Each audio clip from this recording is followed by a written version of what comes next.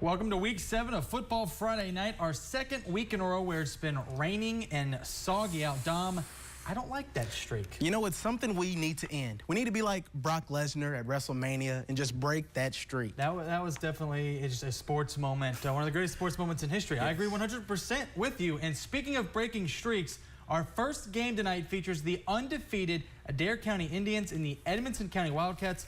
They're looking to put an end to that undefeated streak. Yes, year after year, these teams have played and it's been pretty split. But in this matchup, Adair County could move to 7-0.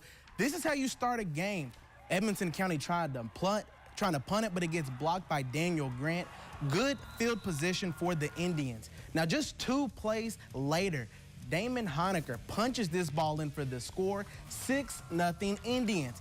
And they got it done on defense. Tucker Cole trying to find someone open, but Jeremy Luttrell gets the big sack. The Wildcats would be forced to punt once again. Now, the Indians were not done. Later on, Chance Melton looks to pass, lets it fly to Seamus Brabson, pulls it in for the touchdown, 12-0 Indians. And they add another score. Lonnie Grant on the toss, 20-0 Indians. They get the big win over Edmonton County, 42-6. They are now 7-0 on the year. That 7-0 start, their best start in school history. Now, Class 4A District 2 had big expectations as being one of the toughest going into the season. And tonight, Warren Central and Franklin Simpson got after it. Warren Central, the Dragons in the huddle. Clay Stevens coaching his guys up. Pick it up in the second half. Dragons up 19-8. Quarterback Chance Shanklin trying to make something happen, but the Wildcat defense sacks him for a big loss. Dragons going to get all back a few plays later. Shanklin finds his receiver, who makes a great play on the ball to take away what could have been an interception. Instead, it's a touchdown.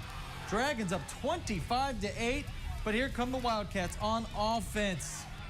Deshaun Martin makes the catch for the big pass play. And that sets up Nick Groves from 3 yards out, and he knows what to do from there. Gets in the end zone, 25-14 Dragons. Wildcat defense definitely there in the second half. Shanklin drops back to pass, having trouble finding anyone, and the defense gets home again for the sack. The Wildcats come all the way back in this one. They find a way to win by a final score of 36-31. Now, staying in the district tonight in town, ACS was at Warren East. Patriots want to get their first district win. East playing in their first district game. And also with some momentum, getting their first win last week against Barron County. So in their district, this is a big game. It was cold and rainy, but that didn't stop the Warren East band. It's 6-0 Raiders, and their defense protects the lead. Brian Boyd gets to Chase Wilson and brings him down for the sack. Second quarter now, Patriots get some momentum going. Wilson rolls out and launches it to a diving Colton Cox. He makes the great grab. Next play, ACS powers it in for the score. We're tied at 6. Third quarter, it's still 6-6. Patrick Satterfield can't handle the snap. ACS gets back there. They fall on the ball.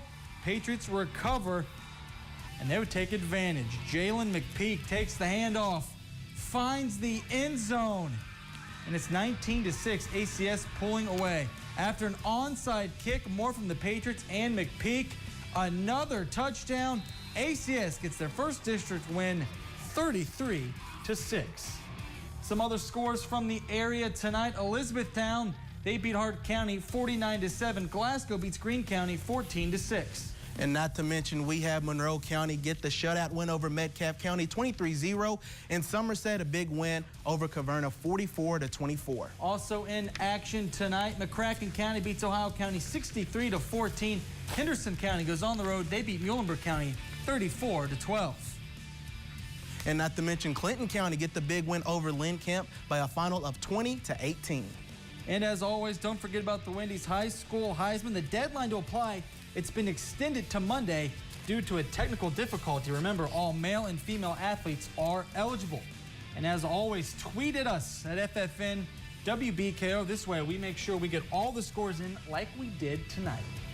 Now, it's time for our first time out, and we won't be reprising our rendition of the cheerleaders taking us to break. It was amazing, but not this week. Instead, we'll have the Adair County cheerleaders do that for us.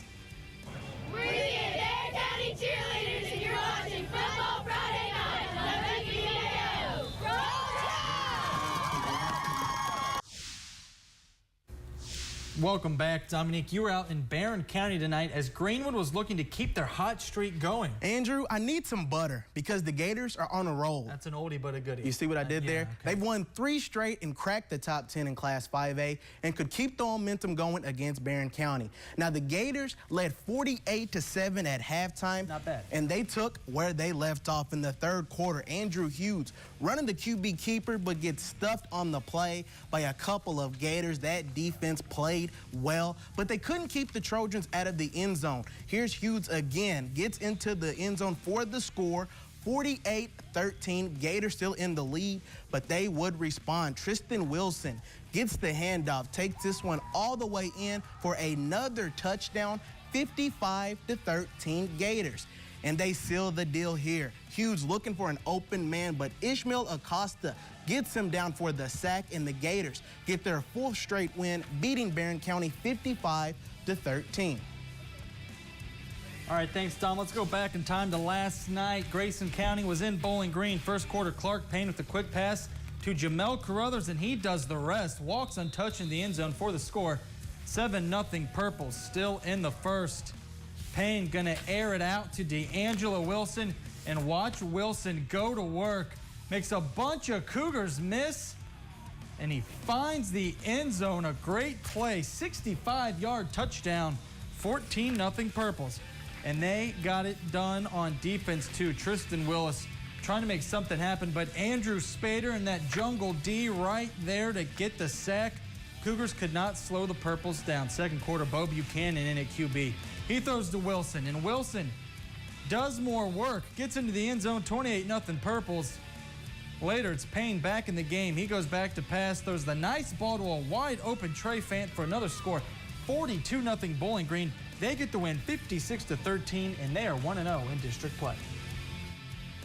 Well, it's always good to be on top of the district, and thought we came out, played really well first half, got some touches to some different people, and had a lot of good things happen, and everybody got to play. We're pretty healthy. We got one injury to a guy that plays a bunch, but it's going to be a while before he's healthy. But I think that mentally, we need a week. You know, physically, I think everybody will heal up pretty good. We'll be ready to come back for the stretch run. Dominique, Butler County took a tough loss last week against Owensboro Catholic.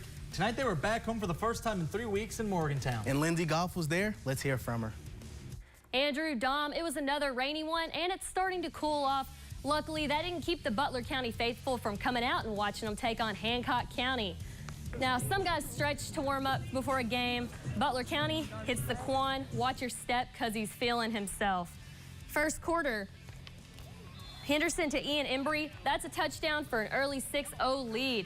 Hancock County says, hold up, wait a minute. Y'all thought we were finished? Singleton scoops up the kick. He's going to return it 40 yards before being brought down out of bounds by Butler County's Logan Richardson. Andrew Anderson with the carry. That's a touchdown in the first quarter, and Hancock's going to take a 7-6 lead. Still first, Henderson to Embry again. He's going to take it up the sideline all the way home. That's another touchdown, Hancock. They're going to go for 2 to make up for that missed point after attempt. They get it, and they're up 14-7. I know when that QB sling, it can only mean one thing. That's a third quarter touchdown, Butler County up 27-14. There's a big hit by Fleener. He's charged up, and they went on to take that one 49-14, Butler County. All right, thanks, Lindsay. Fulton County and Russellville, Coach Myers chatting it up with David Gallagher, who made the trip all the way from the Mississippi River and Fulton County. This game was a whole lot of Russellville on both sides. Half the Panther defense is on the stop, pushing the Pilots back. Russellville taking a punt return now, and they almost block it. Bounces into the hands of Joshua Bigby, and he is going to take it untouched 60 yards all the way to the house. Russellville up 13-0. Panthers on offense a lot in this game. The handoff to fullback Bryson Thomas. He's going to take it 24 yards. He gets the score, 19-0 Panthers.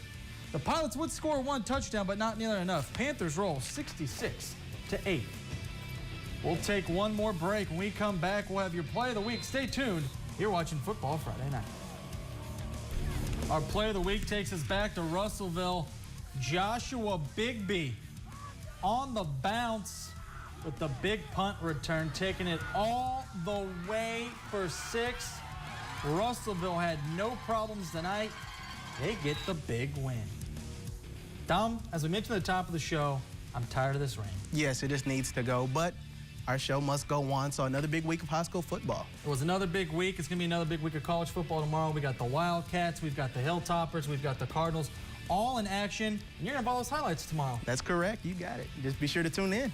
But wait for those tomorrow. For now, that's going to do for FFN. We'll see you next week.